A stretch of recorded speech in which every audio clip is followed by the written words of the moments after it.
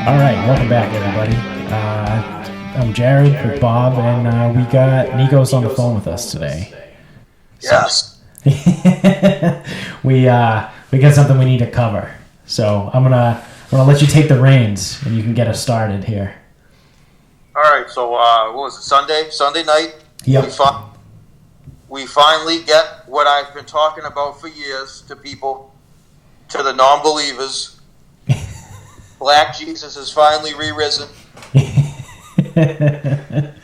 on the sports grounds that he left, and he's letting everybody know, because I'm sick of hearing all these retarded debates. I don't care. I use the R word. I don't give a fuck. You can say whatever you want on the show. I've said some fucked up shit.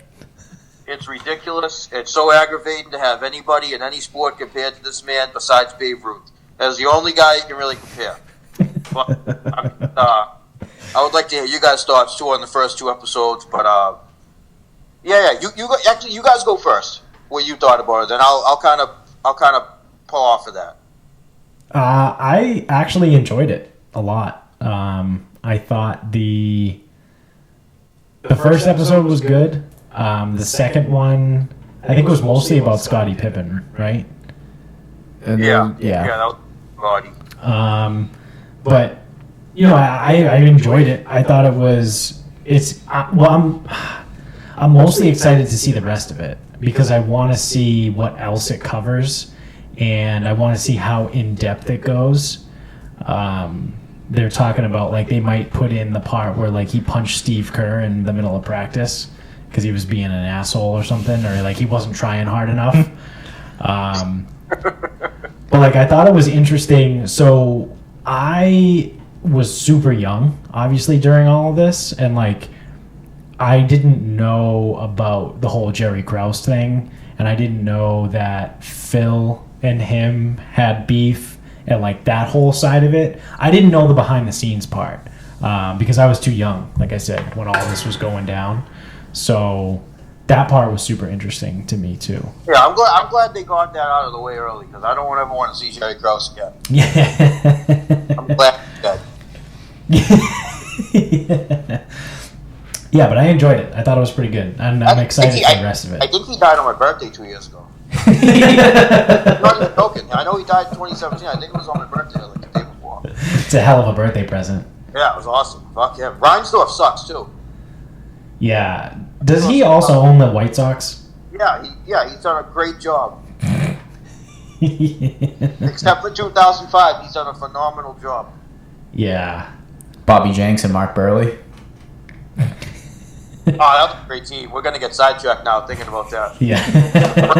Frank Thomas, Jim Thome, Jermaine Dye. Jermaine Dye, the MVP. Was Pierzynski the catcher on that team? Or did he come He came later. Aaron Rowan, Scott Podsednik. Oh, dude, Podsednik. He was fucking... He had like 75 stolen bases a year. Yeah. Yeah, he was, and he was white. I know. That was the strangest part. Yeah. But he went every time. Oh, yeah. Yeah. Bobby Jenks was David Abrams' favorite pitcher. He threw like him in wiffle ball, too. But, that's what were your thoughts? I liked it. It's good to see the stuff from like pre-91, because obviously when I was a kid, like I was 8 when he won his 6th. Right. So you don't necessarily really appreciate it all. You just realize that he's the best, and that's that. Right. And like, you can go back and you can look, like you can read about it, you can see some stuff, but until they actually break it down like this, you don't actually like get it. Right. So I thought they did a pretty good job of showing that he was nasty in college, he was nasty before, and then they had their championship run. Right. Like this guy, circus. like this guy, like this guy was unbelievable before. Like, he was unbelievable against the '86 Celtics, which is top 3 team of all time. Yeah, he had a bag of shit for your teammates. Yeah, '86. Scottie wasn't there yet, right? No, okay. Scottie was '87. He was drafted. Okay. But I don't get how he was jumping in, like, they were playing in, like, Converse and shit. Well, so you might have retweeted this unless somebody else did, but someone they there was a picture of Michael with the ball, and then they zoom in on the floor, and then they go, "This looks like playing in your grandmother's attic." Yeah. The auditorium at the Andrews Middle School, like on the stage. Dude, the Andrews was way nicer than that. That's like the St. Ray's parish hall. You probably had better conditions at St. Francis. No, I don't know St. Francis. Really bad. So you hear about this legendary parquet floor. It's like the parquet. Yeah. It's like there was the biggest shithole. That sucked. I didn't even want them to show the earlier stuff. I just wanted them to focus on. I wish they showed the. Well, they probably will. They have to show the '96 years, but I don't think they're gonna do all that stuff, and there's not enough time. No, but I was surprised. I guess I didn't really understand. I just knew it was called The Last Dance. I thought it was a purely like Michael Jordan documentary.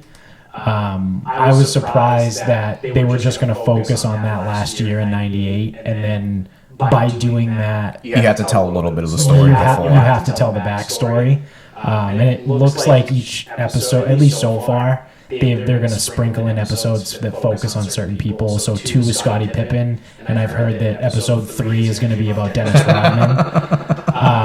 That would be entertaining. I don't know how many they're going to do that for, and like how many it would even make sense for. No one else. Like maybe you could do like half an episode on Steve Kerr. Okay, so you know what I got from Steve Kerr? Great. Steve Kerr comes off as the biggest. I don't want Steve Kerr on there. I don't even want it. He don't need that. He comes off as the biggest bitch I've ever seen. Oh yeah. It's like Steve Kerr was averaging 3 points a game. I don't need Steve Kerr on But it's also like he was Jordan's bitch. Everything Jordan told him to do, he did like to a T. And he was Dennis. Phil Jackson sent him on trips with Dennis when he would take vacations. What, as like his chaperone? He was Dennis's chaperone. That's hilarious. Yeah, it must have worked really well. 3 broken penises later. Yeah, I know. They obviously have to do Dennis. That'll be something else. He's going to wrestle Hulk Hogan before the finals. Yeah. He's bringing shotguns to practice. He's going up in wedding dresses before games. Matt himself. But they need to show Ron Harper and Tony Kukoc. They need to do like segments for them. Yeah, I don't really know a ton about those guys. They need to focus on good. how great of a defensive team that team was. Because I didn't get the idea that they were kind of doing that. Because that is the, like, people think the Pistons and the Celtics in '08. This team, I mean, you have Rodman, Pippen, Jordan. They were all first team all defense. You have the 3 best defenders at their positions ever. Right. And then you have Ron Harper, who's also he's not at that level, but he's really, really good. Yeah. I mean, they were just absolutely destroying people. Like, couldn't even get the ball off the court. That's why the Jazz scored 54 points in Game 5. They scored 50-something points in a finals game. That's insane. That's so like, bad. We're completely just absolutely locking people down. I remember Ron Harper. I remember Kukoc. The earlier guys, I kind of really don't remember. Like, I don't really remember Horace Grant playing for them. I don't really remember Paxson doing anything.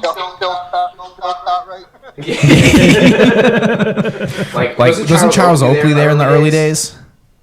He got traded in '88. Oh, okay. So that's even before they got it going. But Horace, P.J. Armstrong. Yep. Craig Hodges. So I had all these guys' cards. That's like the only reason I know. Is like I had a lot of cards from like 1991 Flair. Yeah.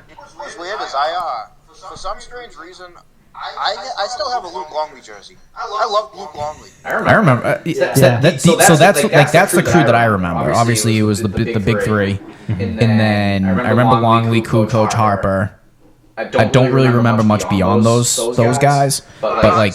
The only reason I like, he was huge. He was like 7'4". Right. But he and his. Did you ever see the intros they used to have? They would have the bull running around the city, and then the screen would break.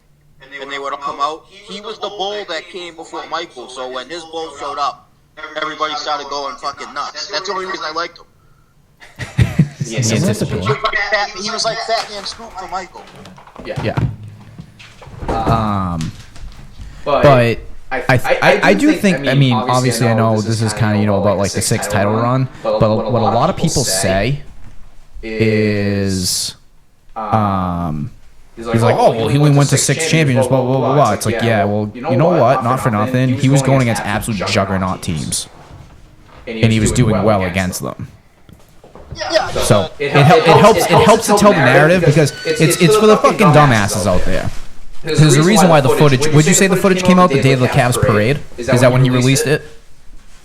The day after, yeah. The day after the Cavs parade, because he needs to let the dumbasses know how this actually goes.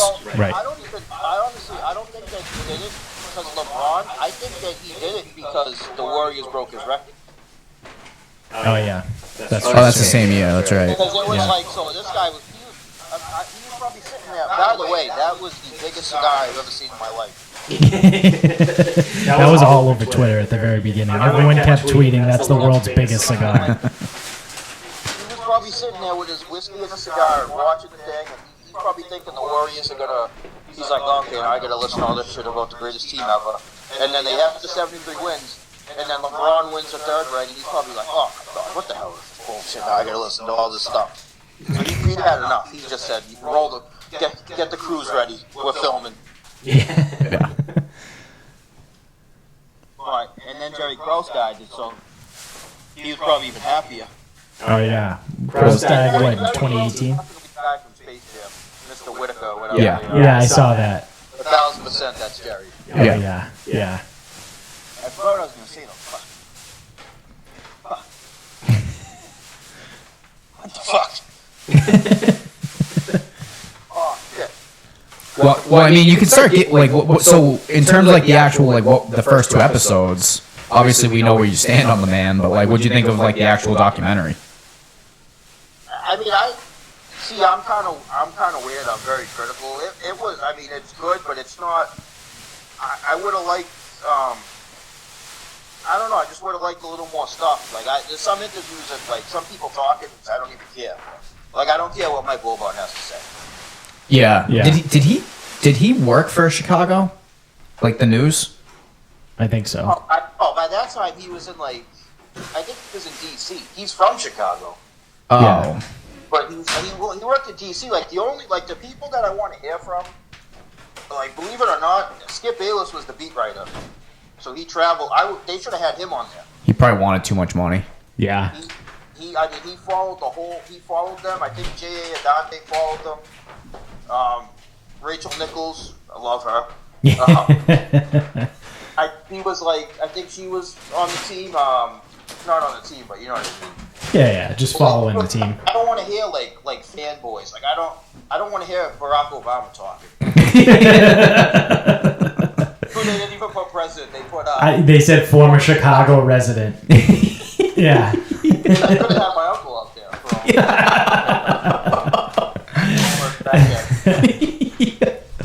They had Bill on there too. Billy Boy. I can understand what the Saudi thing. And it's Bill Clinton. Yeah. I mean, you don't. But there's like, I don't know. There's some like, maybe it will get better now. I'm sure with Dennis, it could only get better than that. But I just wish they showed the.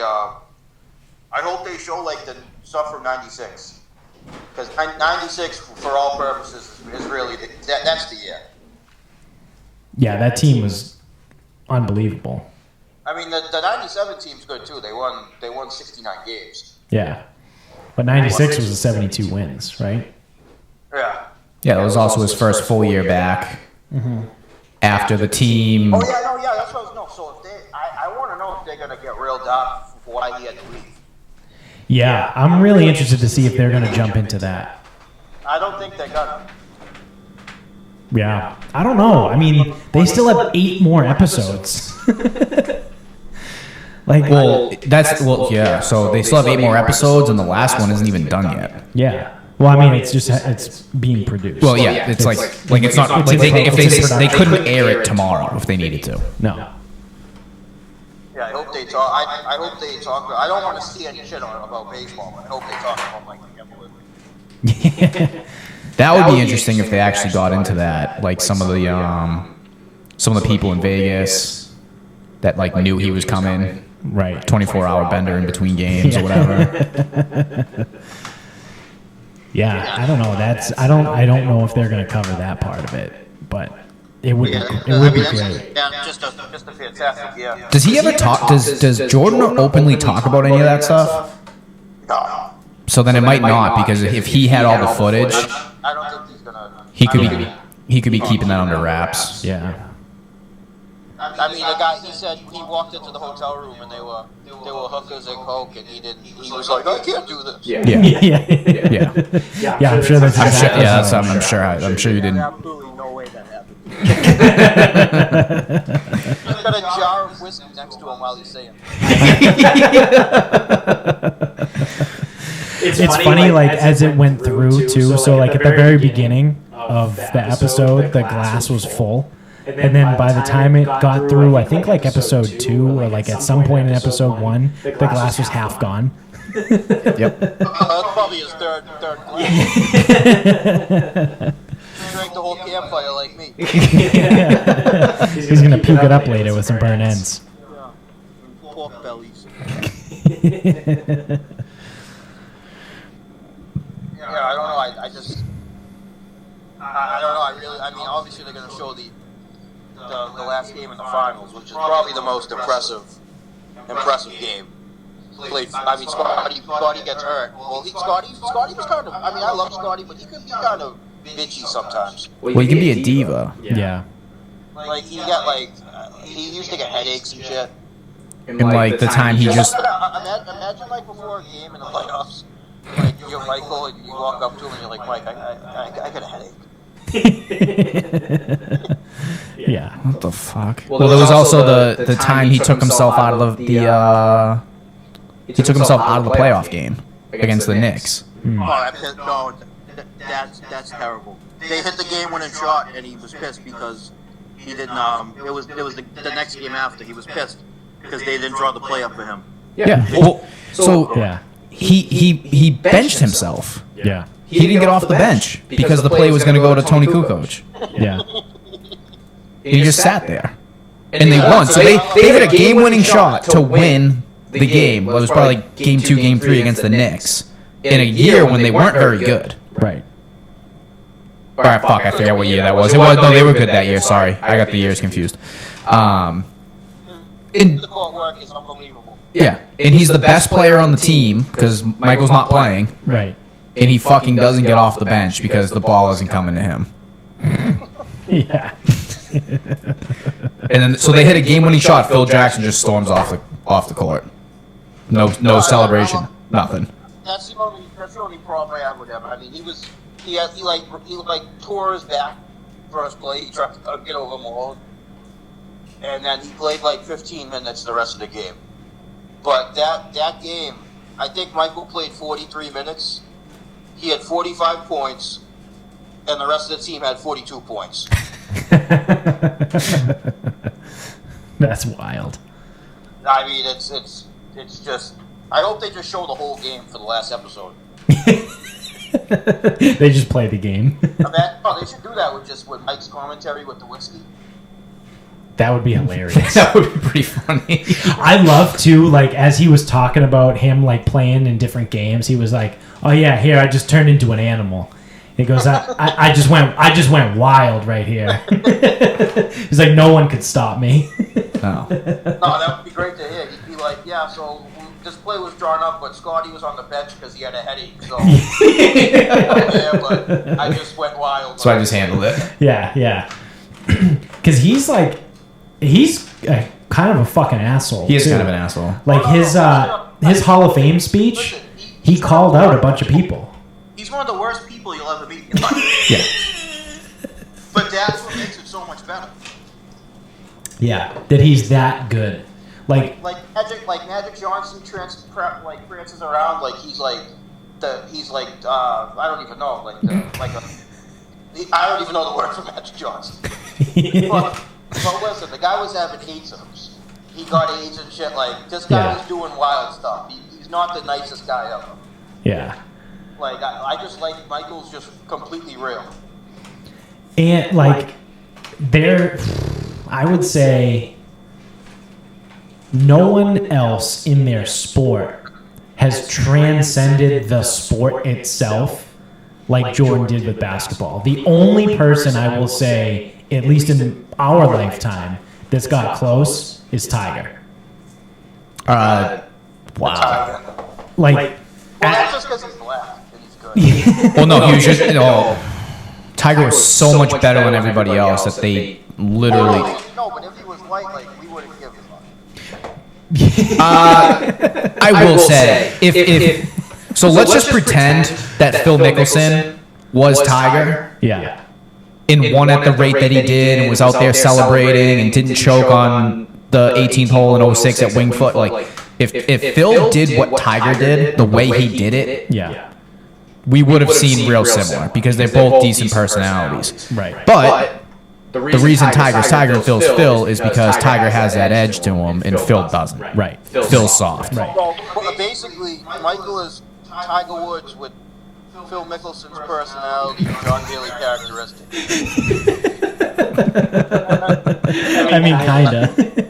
Or he's a mix between. Yeah, he acts like John Daly. Yeah. He's as talented as Tiger and has the Brooks Koepka attitude. Yes. Whereas, like, I just don't give a fuck. Yeah.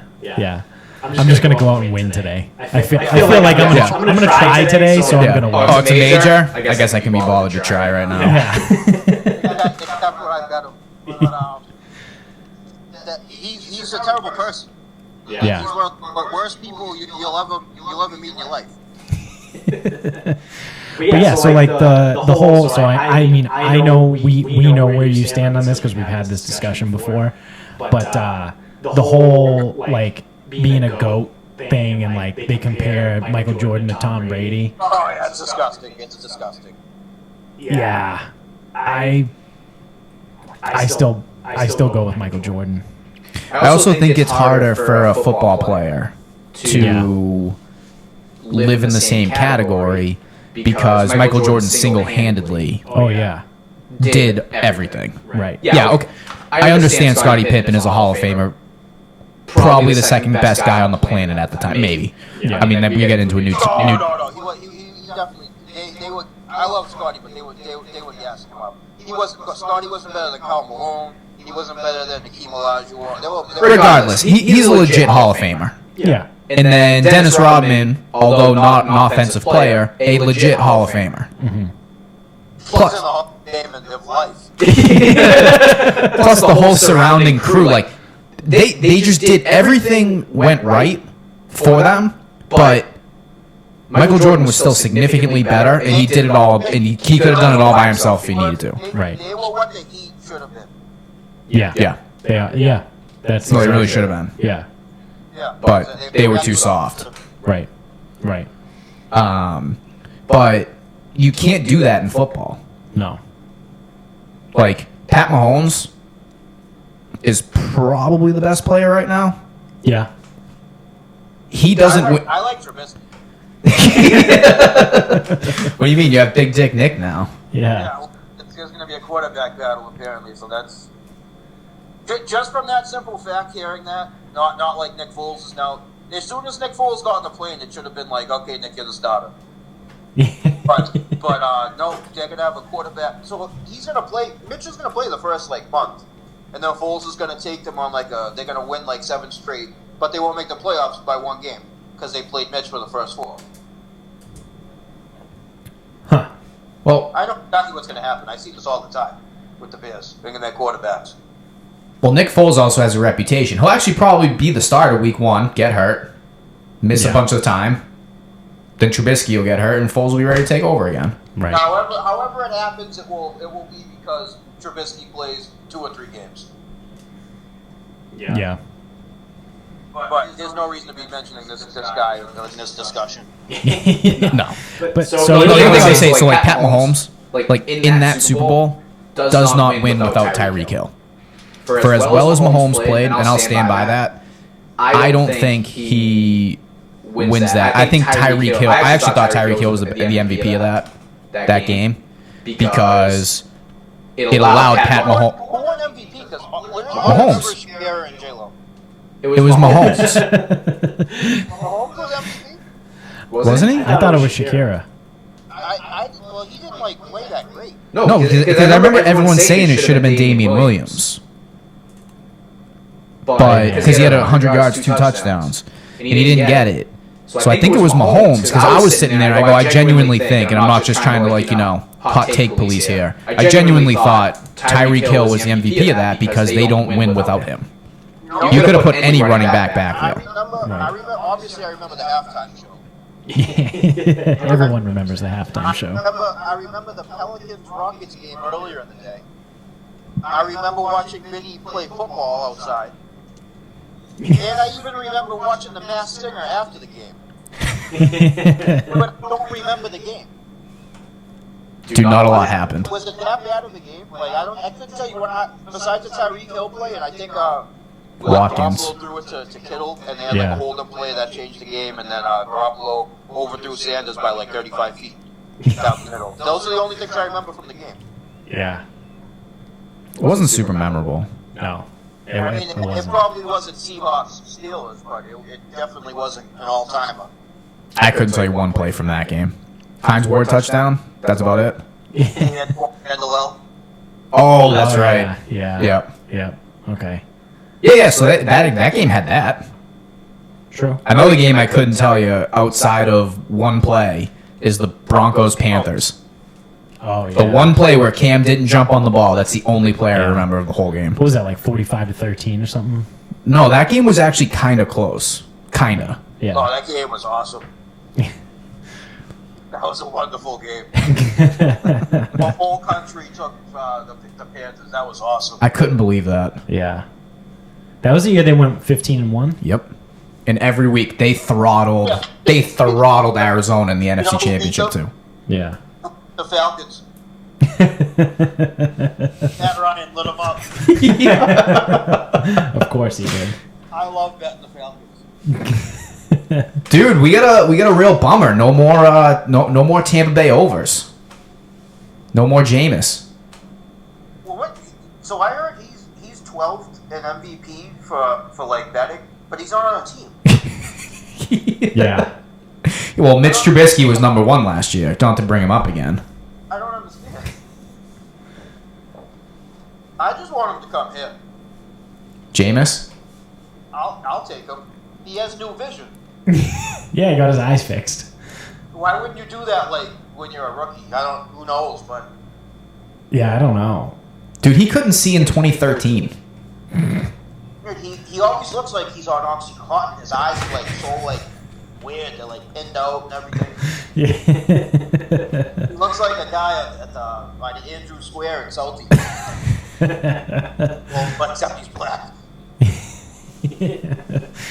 Yeah, I don't know. I mean, him and Cam are both still out there. I think Cam's being a little selective right now. Yeah. I think they were saying that.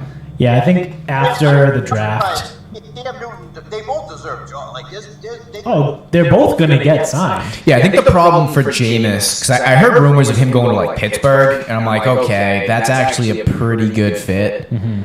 Yeah, that'd be great. But from one rapist to another. I mean, you want continuity, right? Yeah. But like, I don't think Jameis Winston. I'm trying to think of like a team that needs a starter right now, and Jameis Winston is the right answer. Dude, the Chargers. I think they're going to draft someone. I still think the Chargers are going to go with Cam Newton. I think the Chargers are going to wait and see who they can come away with in the draft this weekend. And then, depending on who it is, they might go out and sign Cam Newton. Do you know where they're picking? Why did the Panthers sign Teddy Bridgewater? What's so special about this guy? He sucks. Yeah, I don't know, because Matt Rule thinks Matt Rule is just the next coach in line to be a fucking loser for 3 years and then get fired. Yep. Like I don't understand. Like the Panthers should have, like one of those guys could be. They could have just kept Cam and been normal, but they didn't want to do that. Whatever. I'm not the biggest fan, but he's better than Teddy Graham. Yeah, and Kyle Allen's in Washington now. Oh, he is. Yeah. Riverboat. I think Riverboat Ron says he's going to be the starter, like week 1. Wow. And then who else could use a quarterback? The Dolphins. Miami. Yeah, I think they're taking Tua. Yeah, they're probably going to take Tua at 5. I think the Chargers pick. What are they, like 9th or 10th? Are they that high? Oh, they're 6. 6. Okay, they're 6. Yeah, I knew they were pretty high. The Raiders need a quarterback too. Yeah, Mariota's not the guy. Yeah. Neither is Derek Carr. Neither is Derek Carr. I mean, there's who else? I know I'm missing people. But so that's with the Raiders. They're not going to sign Jameis because They just signed Mariota. they just signed Mariota. So they picked a monster deal. yeah, they picked the wrong guy. Fine. I But don't like when you're like these people get paid a lot of money to like scout and stuff. Who sits there and watches Marcus Mariota film and says, "We want to bring that guy in"? you know, it's the nerds. It's the nerds that start look for reasons to like that guy. Well, that's what it is. Look who the GM is Mike Mayock. He was an ESPN nerd forever. That guy's got a bubble butt. You know, they talk about the linemen. Oh yeah. He talks about the different players and shit. I love his feet. He's big on feet. Yeah. But that's Mayock and Gruden. In a way, they're a great match with each other as head coach and GM because they're both like into that sabermetric shit. The draft room tomorrow night with Mayock and Gruden is going to be electric. Do you think they break quarantine just to sit with each other? I wish they had like a reality show just for that. Who's the young Davis? Is it Davis Jr.? Mark Davis, Gruden, and Mayock. That'd be unbelievable. Yeah. Which brings us to our it's a great little segue. We did our draft board yesterday. So we take the draft magazine, we nail it to the tree, and we throw throwing knives to pick the Patriots big board. Shout out to Lindy's sports football magazine, whatever, for the lending us the magazine. So we're going off of their ratings and everything, but we're just gonna. So we did 2 players at each position. So we're just gonna. We didn't do a running back though because we just figured that they would. We don't think they're gonna take a running back because they don't have a need for a running back. So plan for a first-round running back. Yeah. So we skipped a couple positions. We skipped running back, and we skipped all 3 positions on the interior line because they have Tooney and Mason on mega deals right now. And David Andrews is coming back, and they also have Yadni Kahuste and Halte Froholt that they drafted. Like they're Jermaine Illuminor. Yeah, like they have a lot of depth on the interior line, so we skipped those positions. Plus, when they draft a tackle to kick Isaiah Wynn inside to then trade Tooney. Yeah. So I think those are the only 3 positions we skipped. Right? Would be running back, center, and guard. What about long snap? Oh, they still have Joe Carr going. Yeah. Okay. All right. So you want to kick us off with quarterbacks? Yeah. So the 2 quarterbacks that we hit, we had Jacob Eason out of Washington. He was originally at Georgia. He started the first game, got hurt. Jake Fromm took over, and then I don't think he lost again until the national title game. So everyone thinks Jacob Eason is this great player because he's like, prototypical size, prototypical arm, highly ranked prospect. I think the guy sucks. Yeah. If you're that good of a quarterback, you should have been significantly better for the Washington Huskies. Yeah. But I think he sucks. This magazine has him at 6'5", 227. That's fucking enormous, and they have a first-round grade on him. I don't think he's going in the first round. Ryan Mallett was 6'8". But Ryan Mallett sucked.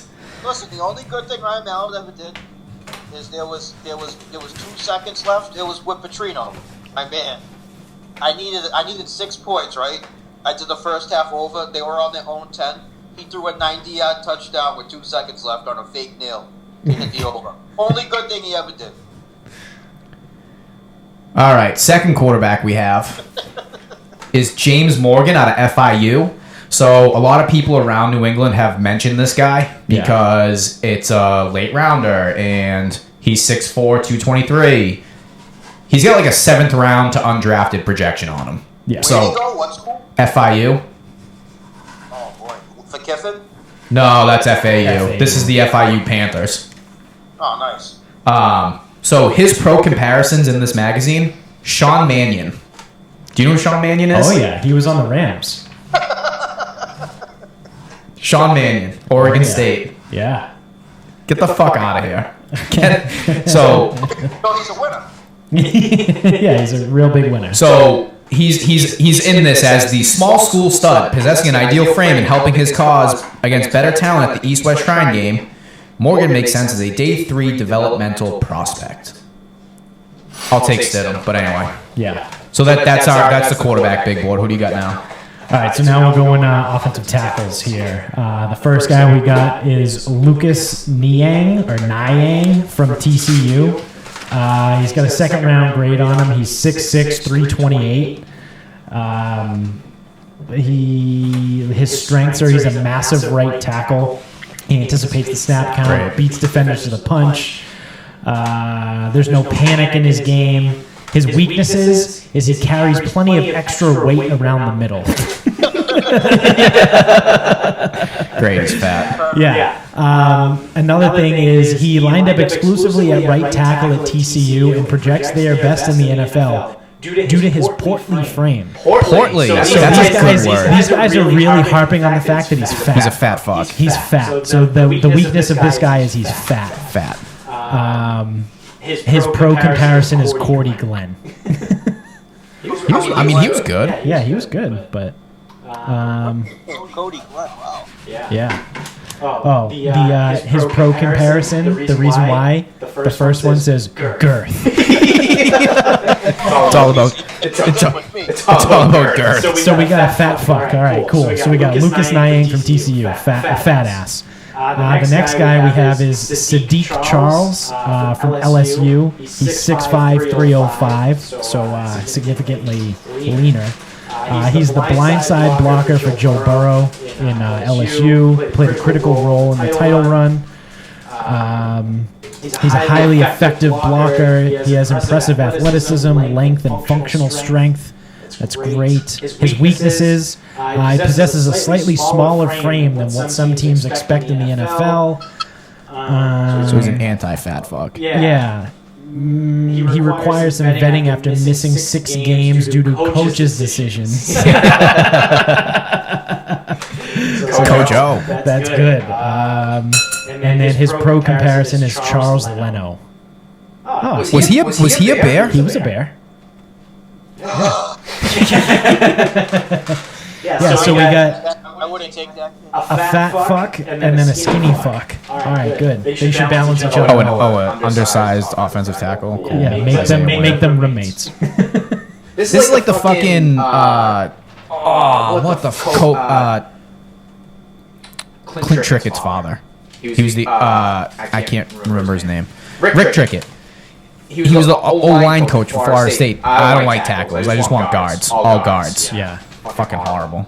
Wide receivers. So we hit 2 with the first round grade. So I guess we'll see how that goes. T. Higgins was great. Yeah, he's a stud. He was nasty. Which means the Pats won't get him. It's the ACC. They play they play Duke. He played really well against Alabama. Yeah. Yeah, but I feel like all he does is he runs deep. I've never seen him run anything other than deep route. So again, I don't want this guy because his comparison is Cortland Sutton. Yeah. And Cortland Sutton is just like a bigger receiver. Right. That is all that guy has. Right. Doesn't obviously fit the offense. Also, he's got a first round grade. I'm the best quarterback ever throwing to him. Right. Yeah. Right. He does. So the other guy is LaVisca Chenault Jr. Listen, is that the kid from Colorado? Yep. I love him. So his pro comparison is actually Juju, which that would be great. Yeah. He's 6'2", 225. That's bigger than. Oh, listen, he's good. And Colorado sucks. Their quarterback was a joke. Yeah, I couldn't even tell you who it was. Yeah. He was bad. So that would be pretty cool if they were looking at him. But again, he's another first round guy. I would not really love a first round receiver again. I feel like for that guy, they'd have to like trade back. So they'd have to go from 23 to like 37. Pick up a second and a third. So he's the 5th receiver. There's not going to be like overall in this magazine, yeah. Who are the receivers? I think CeeDee Lamb's by far the best. Yeah. receiver. So it goes CeeDee Lamb, Jerry Jeudy. Judy, Ruggs, Lamb, Higgins, Chenault, Justin Jefferson. After that, it doesn't matter. Yeah. They have. Wait for Ruggs to go first, receiver. Yeah. I don't think that's right, but I think I like Judy the best. Yeah. But I think Ruggs is gonna go first. So next we got tight ends. So the first guy is Harrison Bryant from FAU. So here's your Lane Kiffin guy. 6'5", 244. He's got a 3rd round grade. He's got off the charts production. He led the nation last year for tight ends in receptions and receiving yards, and he won the John Mackey Award. So he was a unanimous All-American. His strength is he's a lanky, athletic H-back and big slot receiver. Good initial quickness. Emerging as a route runner. His weaknesses are he's more of a receiver than a traditional all-purpose tight end. Smooth athlete with some... yeah, so his weakness is he's a smooth athlete with some suddenness out of his breaks, but lacks a true explosive element. Pesky blocker, but lacks initial pop. Wait, so he's white. Yeah. Yeah.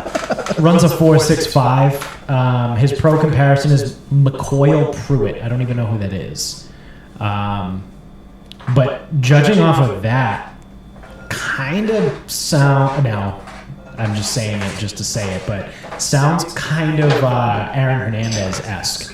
What's his size? 6'5", 244. He's a little bit bigger than Hernandez, but But for like a predominantly like a receiver, he's a big slot receiver. Is that like Kelsey? Yeah, I could say you could say Kelsey. Yeah, I don't know how good of a blocker Kelsey is. Not very. Yeah. He also doesn't do well when he gets fucking killed off the line. But Right. And then the second guy is Cheyenne O'Grady from Arkansas. 6'4", 256. Got a 7th round grade. blocker. His strength. Oh, this is great. His height, weight, and speed combination is acceptable for a tight end. That's his strength. Yeah. Do you remember the guy on Arkansas, Jeremy Sprinkle? Oh yeah. The receiver? He plays for Washington now. What happened to him? Sprinkle. He plays in Washington for the Redskins. Oh, I was gonna say because he was like the greatest thing ever. Yeah. So the Cheyenne O'Grady's weaknesses are underwhelming burst, too easily shut down by linebackers, unreliable hands, and he's a straight line runner who gets tripped up by hard gusts of wind. Sounds like a guy that Pats are probably going to draft. Well, I actually have one here. So I'm on DNs. Yep. And Khalid Kareem out of Notre Dame. 6'4", 270, runs a 4.79. He's got a 4th round grade, so look for him in the 2nd round. If you're going to trade up a pick and somehow get him in the 2nd. This is great. He's a run first D end, so he's versatile. High motor guy, high energy guy. Good. And he doesn't really he's not an edge guy, anything like that. So it sounds like a great Patriots pick, like a fucking mediocre DN that can't rush the passer. Yeah. I love his pro comparison, Joe Jackson of the Cowboys. I don't even know who that is. Yeah, not of the Jackson 5. Yeah. And then the other DN that I have, this is great. This is a huge, small school, Tulsa. Yep. 6th round grade, runs a 4.8, so he's not overly fast. 6'3", 259, so he's not overly big. And snapshot, Gibson is mostly a special teamer. Nice. That's what they said about Rob Ninkovich, too. Primarily a special teamer. But he did have 49 tackles, 15 for loss as a senior. So Yeah. he started primarily special teams. You know, he's small. His pro comparison's Jonathan Woodard for the Bills. I don't know who that is either. Yeah. All right. Well, that brings us to D tackles, which we got my favorite guy on the entire list. Yes. But before we get to that guy, the first guy, I would say probably is my second favorite guy that we picked. Raekwon Davis from Alabama. I liked him. He's a stud. He's 6'6", 312, runs a 5 flat 40. His projected round is 1 into 2, so he's right about where the Pats are going to pick. His strengths are he's among the most physically imposing players in the country, blessed with rare height, broad shoulders, muscular vines for arms. This is great. Oh, he's vascular. Yeah.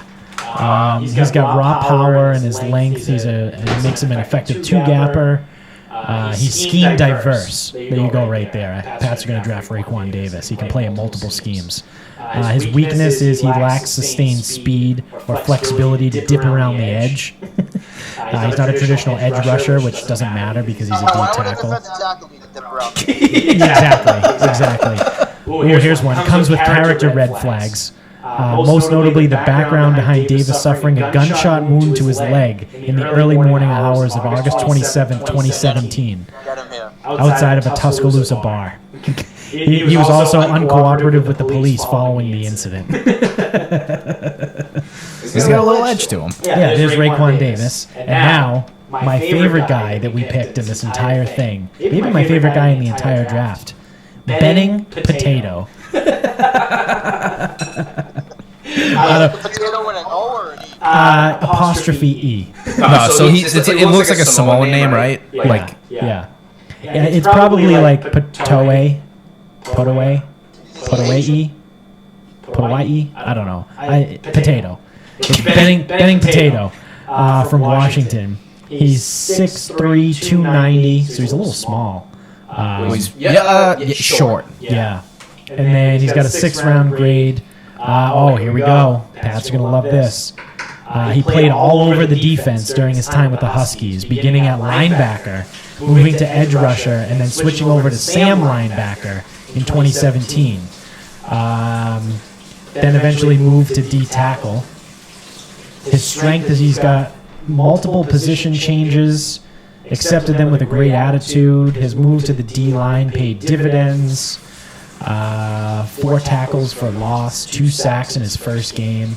His weaknesses is that his position change is a work in progress. Despite plenty of good weight added, he's a bit undersized against the run. He can get near quarterbacks semi-regularly, but he's not quick or explosive. His technique needs refinement. Sounds like a terrible player. Yeah. What do they have his projection at? 6th round. Okay. So I got corners. Yep. With safeties later. Yep. So the first one I have is C.J. Henderson from Florida, so he won't be there by the time the Patriots pick. He'll be gone before then. So, I mean, he's the second best corner, and he's good. Like, he really is good. So Yeah. I don't expect him to be there. I just hope he's not another Duke Dawson for some team. So now, it's really unfortunate the Patriots don't have a 2nd round pick, because this guy would be great. 4th round grade, 6'0", 180, so he's small. 44, 48, that's pretty quick. Goes to Pitt. Dane Jackson. So, Nice. horrible school, Yep. garbage competition, undersized, 4th round grade. That sounds like a Patriots Yeah. perfect 2nd round pick. Yep. He also started as a quarterback, so versatile. I mean, he's athletic. He can run. I guess this thing says he's... This guy used to play quarterback? Yeah. He was recruited as a quarterback. Imagine being a quarterback and they're like, don't even put you wide receiver. They're like, no, go play corner. Fuck. Can't catch. Yeah. So they have him... compared to Jair Alexander, which would not be horrible if this is an actual 4th-round pick. Yeah. So now moving into safeties, we got a guy that apparently we really like. This means that the Pats are definitely going to draft this guy because Dats threw the knife 3 times and hit this guy 3 times. His name is Kyle Duggar. You ready? He goes to Duggar Park. Lenore Rhine. I don't even know. It's Division 2. I think they played Incarnate World. They're a Division 2 school. He's 6 foot 210, runs a 4.5. He's got a 2nd-round grade on him. He played in only 7 games due to injury in 2019. But still won the Cliff Harris Award, given to the top defensive player in Division 2. It's a first-team All-American. Ooh, they're drafting him. He's a punt returner. He was an All-American, returning 2 punts for touchdowns along with a pick 6. He's fought with injuries his entire career, played just 42 games over 5 seasons. 7 career return touchdowns, though. They're drafting. Can you imagine drafting a Division 2 punt returner? punt return? What was the grade? Second round. Second round projection? Yep. Oh my God, that's so bad. His strengths, he's a physical prototype for the NFL. Good hands for the interception. His weaknesses, a man among boys at this level. He turns 24 before training camp. And he was bigger, faster, and more physical than all other D2 opponents. Well, that doesn't really say a lot. He's like Joanna, man. Yeah. His pro comparison is Kevin Byard. So then the other safety we have is Brian Cole from Mississippi State. 6'1", 210. He's got a 5th-round grade. He's a 2-time transfer. He has 1 year of starting experience. He's agile, athletic, has ideal size. He recorded only 1 interception and 2 passes defensed in 2019. And his pro comparison I don't have. So Different page. Brian Cole. Safety. All right, so I've got inside linebackers right now. Do you want to just do them all? I can. I mean, it's 4. That's fine. So I got all the linebackers. So for inside, I hit Evan Weaver, who I actually kind of like. He's got a 2nd and 3rd round grade. 6'2", 240, 4.75. That's not super big. That's also not super fast. He was the Pac-12 Defensive Player of the Year and had he had 182 tackles. Jesus Christ. He's from Cal. So they were terrible. Yeah. But all that, and he's more of an instinctive player. He's not going to dazzle in workouts or anything like that, which I think they could actually use, and that's something they'll take. So his comparison's Blake Martinez. If they drafted him in the 2nd or the 3rd round, that would be phenomenal. Yeah. Other inside linebacker is T.J. Brunson. This guy's got a 6th-round grade. He's only 6'0", 219. So he's like a Dayon Buchanan type. Yeah. And he only runs 4.79. That's not that quick. So he's almost even kind of similar to like a Mark Barron. Yeah. Like a Jordan Richards. Safety linebacker hybrid. Can he tackle? Yeah. Yes. Mark Barron was like almost Chris Conti level. He had 283 career solo tackles. What's that? Divide that by 4. 38 starts. I don't know. Whatever. It's like 8 tackles a game. 6 tackles a game. 2-time team captain. We know how Bill likes that. Oh yeah, there we go. He's also versatile. Hold on. Had some horrific moments as a tackler. Nice. Never mind. He's out. His pro comparison's Paul McGlure? Mallory? I have no idea. Colts. Fuck that guy. So then the outside backers I have Michael Pinkney out of the U. 5'11", 234. That's small. It's like Teddy Bruschi. That's so small. Anyway, Only runs a 4.63. I think he kind of runs all over the field. Like he will make some sacks. He makes some tackles. A lot for loss. He'll defend passes. Oh boy. He wore the turnover chain a lot. Probably. Yeah. It's really his size. His size is the problem. Pro comparisons, Keyshawn Berea. Who are these people? Why can't they just put pro comparison? Like someone who like an actual player? Right. Yeah. I don't know. And then next, Anthony Jennings. So both of these guys have a 6th-round grade. I really liked Anthony Jennings. Wait, from Alabama? Yeah. 6th-round grade. He's awesome. Yeah. 6'2", 250, 4.78. He was all SEC. Like made a lot of plays, tackles, sacks, tackles for loss. I really like this. I really like him. So why is he a 6th-round grade? Okay, weaknesses. So I think his weakness is really just that they don't know if he can make the jump from, because obviously he's got All-Americans all over that defense. Yeah. So can he run through an offensive line that can maybe probably put a hand on him? He also can't play really any coverage. He's borderline just a pass rusher. But I guess he's also lazy. And his pro comparison, John Simon. Oh, yeah. That's so bad. He has to be better than John Simon. Yeah. All right, that brings us to our last one, which is a kicker. Wait a minute. Did no one from Liberty made this? No. That punter? Unbelievable punter. He fucking bombed the ball. Yeah. So we got Dominic Everlay from Utah State. He's 6'1", 190. He's got a 6th-round grade on him.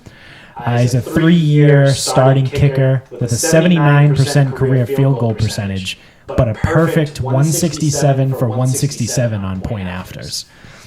He's a native of Germany who joined the game late after moving to the U.S. with his family at age 14. Did he play rugby as a kid? Probably.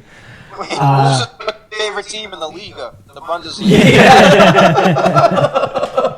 He became more accurate in each of his 3 seasons, culminating with 2019 where he went 21 of 24. He's hit multiple over 50 yards. He only has 1 blocked kick in his entire career, which is a 53-yarder against BYU in 2017. He experienced kicking in adverse weather conditions. His weaknesses, this is great. His weakness is that he's very consistent, with one exception. In 2017, an overtime loss, when the team lost 26-20, he was 2 of 6 on field goals. Ooh, that sucks. Oh my god. Yeah. But that was in 2017. Yeah, he would have been a sophomore. Yeah, so Dominic Everlay. First year kicking. Yeah, there we go. There's your Patriots big board. Wow. We hit Stidham last year. We hit Jarrett Stidham last year. I think we had one other guy too. I'll have to go back and look. But yeah. We're pretty accurate. Mostly also this shows that like projecting picks is absolute malarkey. Yeah, I wish I had Mel Kiper's job. Because like we literally throw throwing knives at a magazine that's nailed to a tree and we hit on some guys. What do we feel about Tua? I think that Tua is probably the best quarterback in the draft if he's healthy. And I don't know what his career is going to look like either. They're saying if he slips, that Bill's going to trade up. Yeah, they were saying 13, maybe the 49ers. Yeah. I don't think he's getting past 5. No. I think the Dolphins are going to take him. Yeah.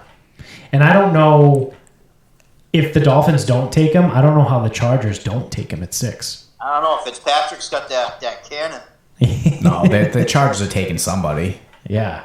I think if I assume Burrow's still going number 1. I don't understand why the Chargers wouldn't just sign crab legs and then you fill 2 needs. What's the Because second then you one? can draft somebody else. Oh, just draft someone. Oh, yeah. Yeah, well, I think you were right when they said I think they want Cam. Yeah. I think that's still in play. Right. But like, what better scenario would that be if they, like, say Tua falls to 6, and the Chargers draft him there, and then they go out and sign Cam Newton to a 1-year deal, let Cam play, let Tua rest another year and learn from Cam, who's also a lefty. No, he's not. He's not? Oh, I thought it was a lefty. He's just black. Oh. It looks like he's throwing with his Yeah, left. it does look like he's throwing with his left hand. No, the only black lefty, or it was Michael Vick. No. Lefty was just lefty. What's wrong with him? No, but No, David Garrard. no. One of them was a lefty. No. On one of the Jaguars. Mark Brunell was, but he was Okay, all right, yeah. I'm telling you, So I knew someone on the Jaguars was a lefty. it's a really fucked up thing. Because I don't know if it was just because of Michael Vick or I'm trying to. I feel like there was another one back in the day. Everyone thinks like the black quarterbacks are all lefties. I'm telling you, they do. Because I could tell, like I've told them, like, oh yeah, Randall Cunningham was a lefty. Like, yeah, Randall Cunningham. I'm like, he wasn't a lefty. The team that should the Lions should trade.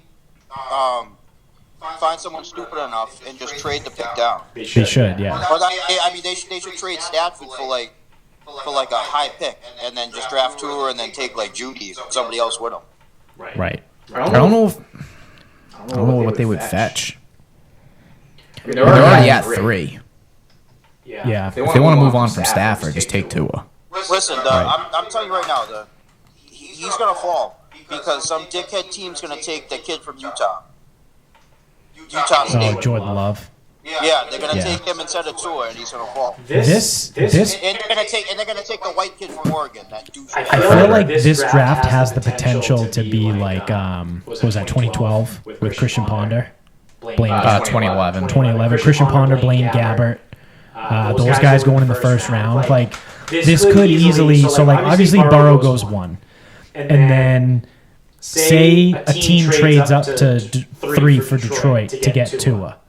And now Tua's gone at 3. Well, now does Miami draft Herbert at 5? And does LA try to get 4? Which now LA tries to move to then draft either Herbert or Love. God forbid Jordan Love goes in the fucking top 10. And now all of a sudden you're looking at Jacob Eason going at like 16. You're like, this could very easily turn into 2011. What about Jake Fromm? Is he in the draft? He is, but he's like a 3rd round projection. Yeah.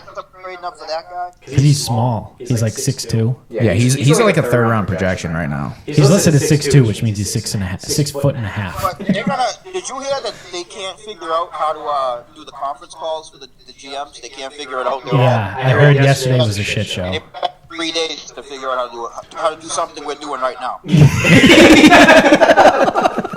Yeah.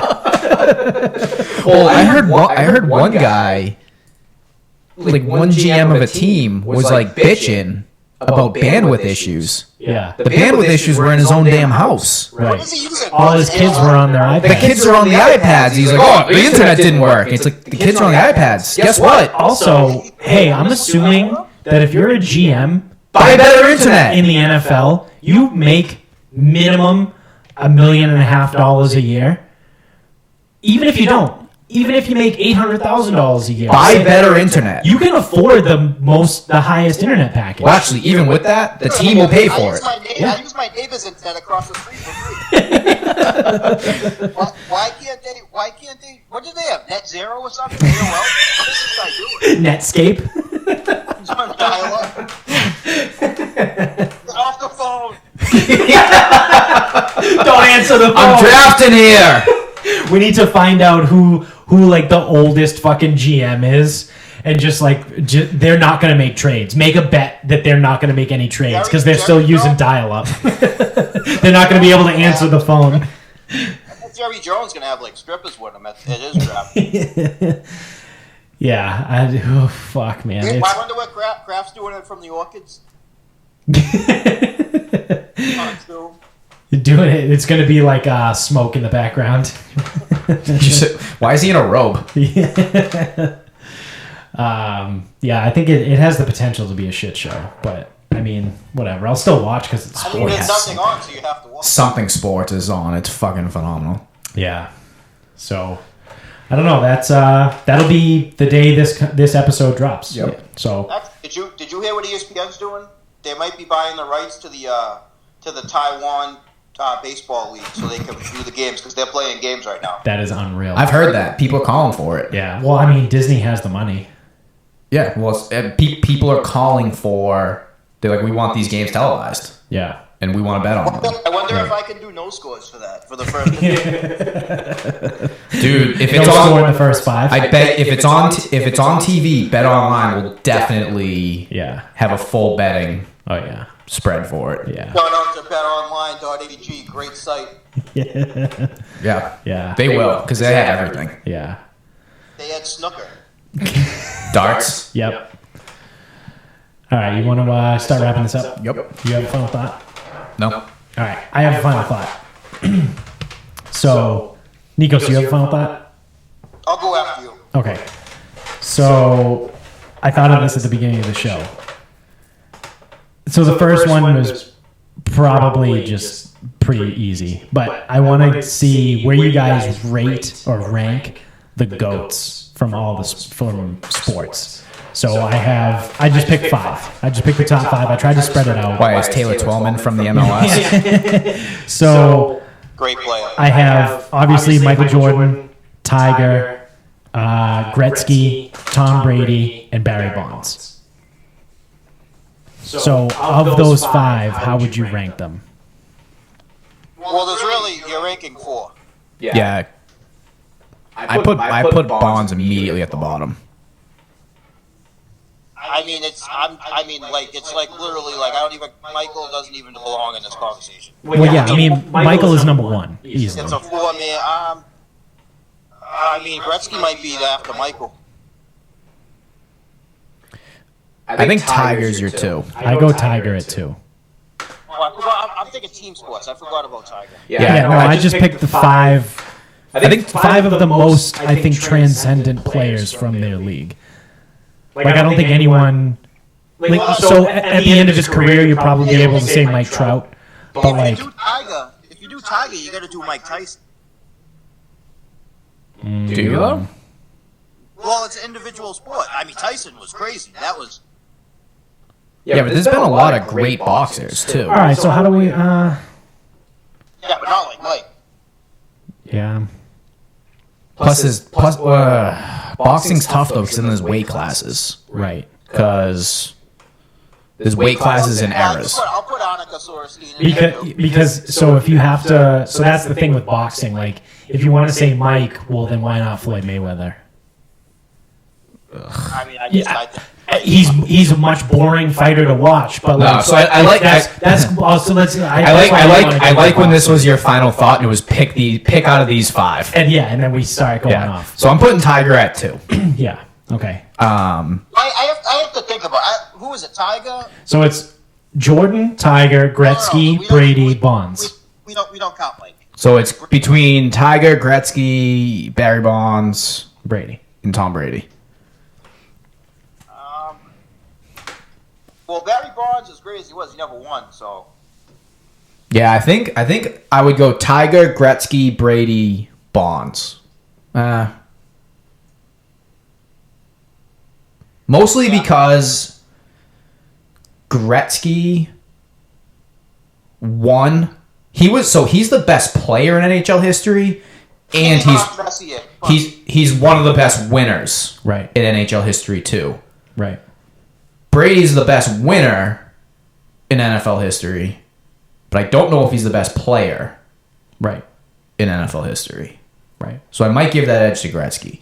Also, Gretzky set some records that no one will touch. So we have identical lineups. I go Jordan, Tiger, Gretzky, Brady, Bonds. Those are my 5. Yeah, that's probably appropriate for the same reason too. So who would you choose from baseball then if it's not Barry Bonds? I guess I could make an argument for Babe Ruth. I would have to look at how many titles he won. Yeah. He won 5. What about Hank Aaron? Hank Aaron barely won though. Yeah. Yeah, or Pete Rose. Pete Rose didn't win either. Babe Ruth won. I'm pretty sure Babe Ruth won 5 championships. Pete Rose won some. The Reds. He won the Big Red Machine. He's won both, I think. He's won as a player and as a manager. Well, so if you're looking, I want to find a balance between winning and actual talent too, right? Because but Babe Ruth has the thing where he also pitched. The Bill Russell thing where he played it was like a 6-man league. He was traded for cash so someone could put a play on. Yes. But so the reason I would say Babe Ruth is he won. He was the best hitter, but he also pitched. Right. And he wasn't bad at pitching. He was a pretty good pitcher too. Yeah.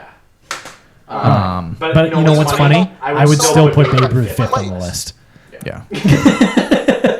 He was smoking Campbell Crushes at the plate. That's why baseball is also a tough sport. Yeah. I mean, I guess, but like, could you swag now? would you go Jeter? God, no. Like that doesn't strike me as. But he's almost like a Brady type, where he might be the greatest winner. He's not the best but player. he's not the best player. Listen, the greatest winner is Yogi Berra. He won like 11 championships. Yeah, Thurman Munson. Yeah. He was another one. He won as a manager and as a player. Yeah, but that's why for me in baseball, it's not just about the winners. The same way in hockey, I'm not going to the 1950s Montreal Canadian teams. Right. Like there are guys with 12 fucking cups. Right. But that doesn't mean. I saw a stat yesterday on Twitter that said when Wayne Gretzky retired in 1999, something like that. He held 61 records in the NHL. On this date in 2020, he holds 60 records in the NHL. I wonder which one he lost. In 20 years, he's only lost one record. Yeah. That's insane. Baseball's weird too, because like baseball, if I get up to bat 6, if I'm an outfielder, right, and I get up 6, I don't make any errors, right? Yep. I record every ball hit to me, and I get up 6 times and I hit 6 home runs, right? I literally did everything right I needed to do. But if I have a complete jerk off pitching and he gives up 15 runs, I'm going to lose. Right. So like baseball's kind of weird. Like Bonds is phenomenal. Yeah. But Trout's going to break every single record. So we're like in 10 years, it's right. That's what I mean. By the end of his career, you could probably say Mike Trout. Yeah, but he might do it without even sniffing a World Series. It's true. Yeah. He might not even make the playoffs again. He might not. Yeah, I know. So, yeah. And the other thing too is like when you think about. Well, another thing with baseball that's weird is you can pick a player or a pitcher. Yeah. Because you could even say like Randy Johnson, Roger Clemens. The other thing is someone could have a really, really good World Series. Someone could hit 500 in the World Series. Steve Pierce. And you could potentially have no idea. Right. Because it's like single, double, single, double, like walk. Like they just kind of get on base. Right. And they pork the under. I would say someone else is driving them in. Right. Listen, the best baseball player I ever saw was Jimmy Albano. That kid was incredible. It's unbelievable. Not to be confused with Vinny Albano. They live on the same street, though. Not the greatest baseball player I've ever seen. One of the greatest drinkers I've ever seen, though. He's really good at drinking. Albano Field at Gillis Park. Yeah.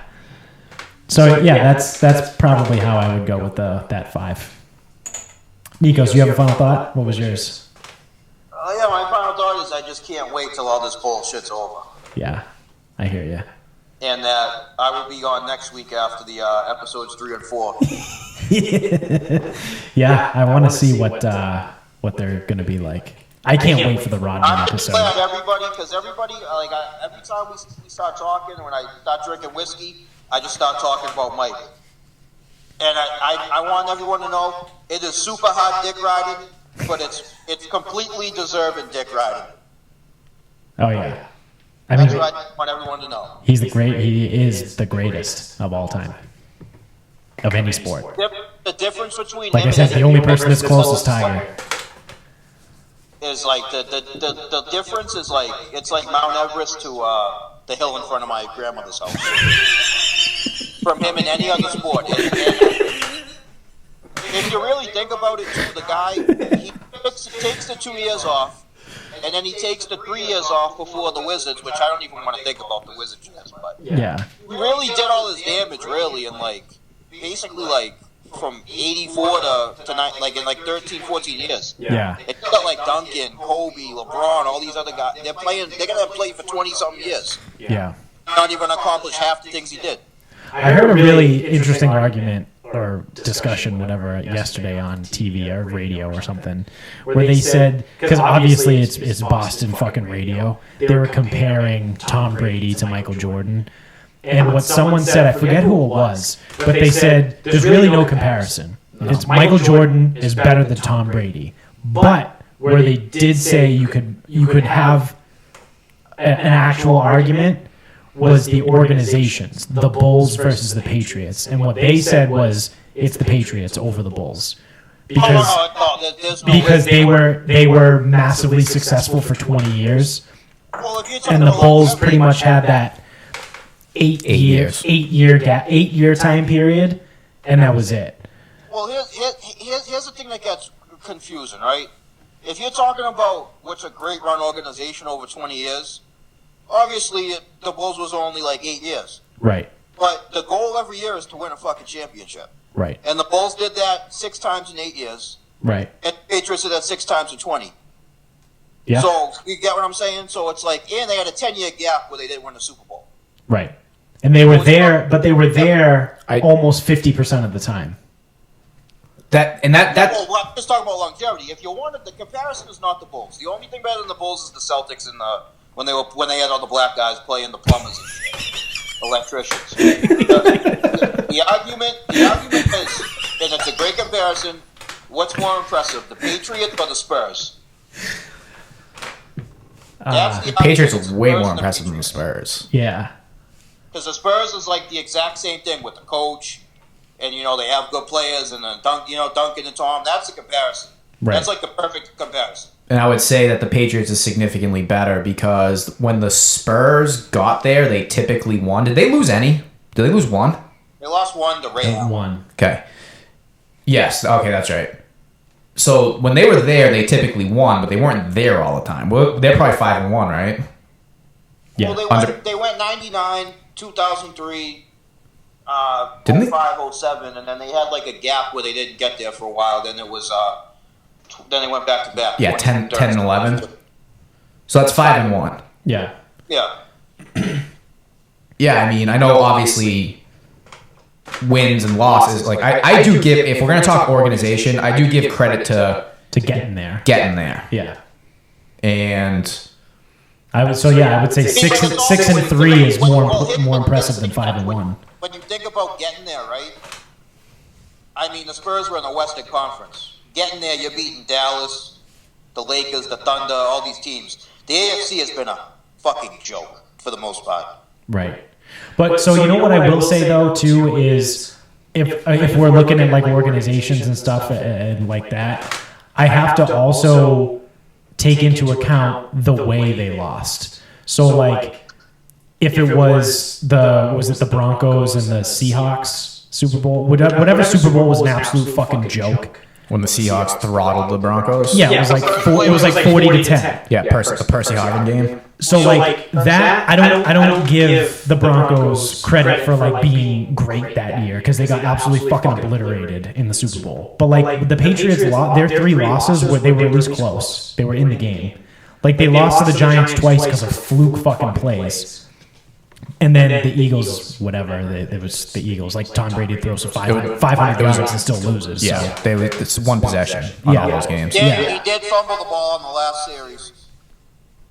Right, he did. Yeah. But still they're close games. So like if the Patriots were 6-3 and those 3 losses were like 42-14, then I would probably say that maybe the Spurs was pretty close. But like to go 6-3 and the 3 losses were one possession, they were in the Super Bowl almost 50% of the time. 9 out of 19 years. Listen, the Spurs, if Ray Allen doesn't hit that miracle shot, the Spurs are 6-0. Right. Yeah. But when I think of the Spurs, obviously it's organizationally, it's hard because on one end it's like, okay, they were there the whole time, but on the other end it's like there were a few years where they didn't even have a chance, and obviously the Patriots did too. But Right. I think the Patriots. I mean, they won one more championship, so in the same amount of time. So I think they're better, but I don't think it's by a lot. It's also a different sport, like so you know. I don't think it's by a lot at all. I think it's very, very close. Obviously, there was 3 years where the Spurs really didn't have a chance because they weren't beating Kobe and Shaq. Right. And then they actually got through 1 year, and it was 0-4 right again. They weren't getting through that. Right. So, yeah. Yeah. Yeah, I think it's very, very comparable. Do you have a final thought now? Yeah, I do. What is it? Best record in sports. What do you think? Best record in sports. What do you mean best record? No, like what do you like pick a record and just tell me why it's great. So like you could say like Wayne Gretzky's 92 goals in a season. Oh, listen, I know it's not even the record. Big Mac 70. What a fucking. So best moment in sports. McGuire's the man. My favorite record? Shit, I don't know. Yeah, that's tough. If we're being honest, it's Will Chamberlain's 100 points. I was gonna say either Wilt Chamberlain's 100 or McGuire's. Would he hit 77 that year? No, 70. 70. Yeah, he hit 70. Mostly too because it's like a nostalgia thing. I was a kid when he did it, and I actually cared about baseball, and I witnessed it. You know, like other than that, like. So I was watching the documentary the other day about that. You know, it's the funny quick story. They were doing a promotion that year because he hit he hit 54 the year before. Mm-hmm.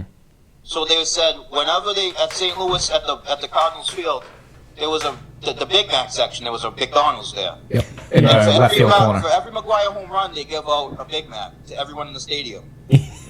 So he hit 65 home runs at home that year. So they gave out like 10 billion Big Macs. That's awesome. Did he actually hit 65?